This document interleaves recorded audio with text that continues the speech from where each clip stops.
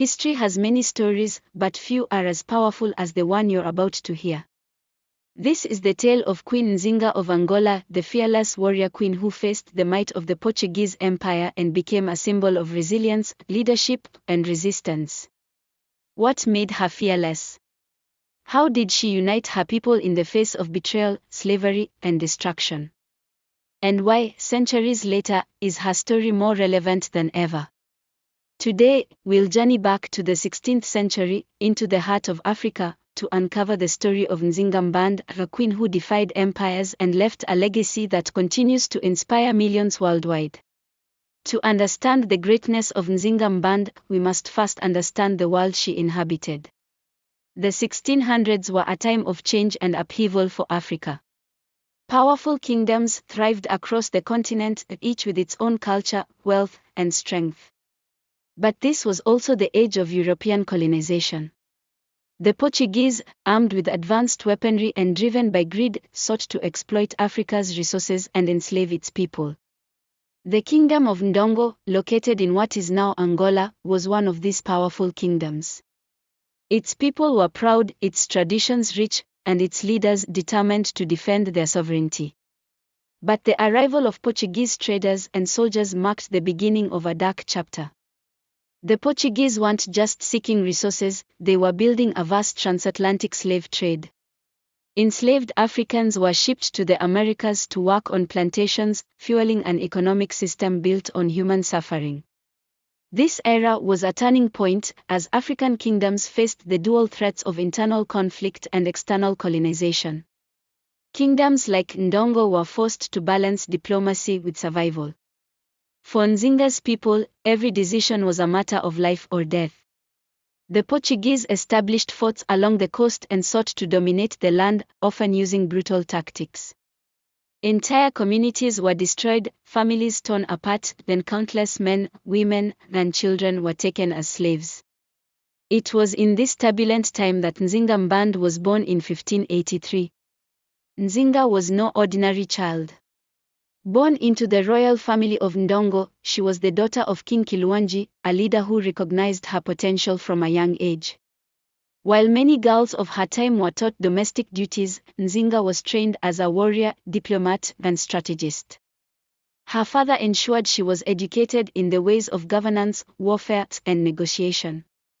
Nzinga grew up watching her father navigate the challenges of leadership, often clashing with the Portuguese who sought to dominate Ndongo.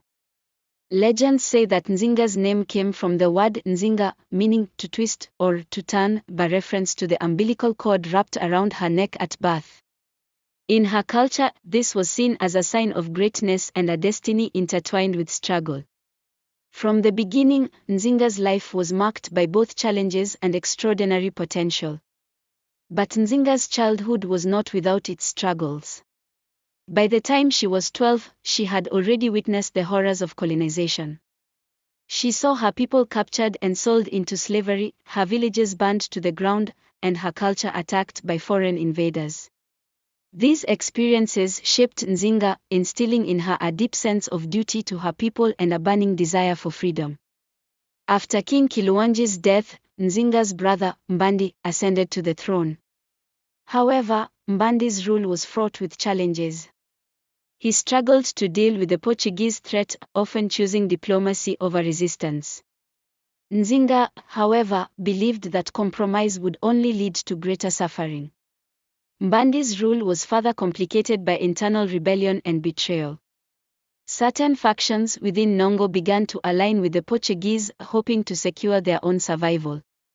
Nzinga understood that unity was essential for resistance. But Mbande's leadership lacked the strength to hold the kingdom together. This difference in philosophy created tension within the royal family. Nzinga's boldness and willingness to challenge her brother's decisions made her a target of political intrigue. Ultimately, Mbande exiled her, hoping to silence her voice. For Nzinga, exile was not an end but a beginning. She spent these years learning, observing, and preparing. She forged alliances with neighboring kingdoms, studied the strategies of other leaders, and waited for the moment when she could return to lead her people. That moment came in 1624. Mbande's rule crumbled under the weight of Portuguese aggression, and the people of Ndongo turned to Nzinga for leadership. Her return to power marked the beginning of one of history's most remarkable reigns. Nzinga's first act as queen was to initiate peace talks with the Portuguese. These negotiations are remembered for one iconic moment when the Portuguese governor tried to humiliate Nzinga by refusing to provide her with a chair. She turned the tables literally. She had one of her attendants kneel, using him as a throne, and conducted the meeting on equal footing with the governor.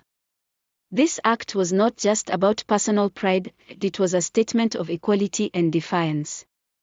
In African traditions, the act of sitting symbolized authority and respect. Nzinga's ingenious response sent shockwaves through both her allies and her enemies, cementing her reputation as a leader who would not be intimidated. This moment was more than a symbolic act, it was a declaration of sovereignty. Nzinga sent a clear message: you may have your weapons, but you will never have my dignity. While Nzinga sought peace, she knew the Portuguese could not be trusted. When they broke their promises and continued their slave raids, Nzinga prepared for war. Nzinga's armies were unlike any other. Comprised of both seasoned warriors and liberated slaves, her forces represented a diverse coalition united by the dream of freedom. Nzinga personally trained her soldiers, often joining them in drills and battles, proving that she was not just a queen but a warrior in every sense of the word. Her strategies were revolutionary. Nzinga mobilized her people, training them as warriors and instilling in them a fierce sense of loyalty.